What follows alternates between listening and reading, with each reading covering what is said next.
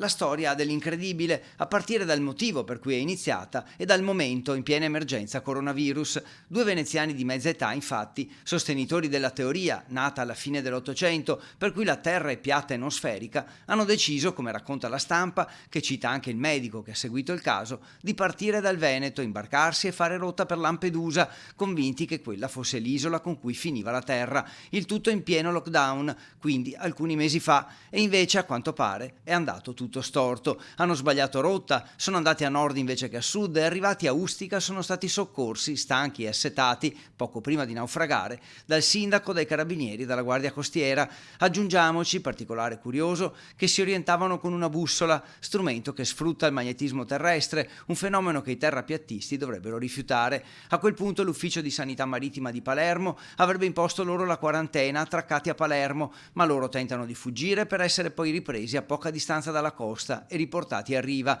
Nuova fuga a piedi che finisce nella casa di un uomo che sosteneva, ma non era vero, di essere positivo al Covid. Infine, rientro via terra nel veneziano e barca trattenuta in Sicilia.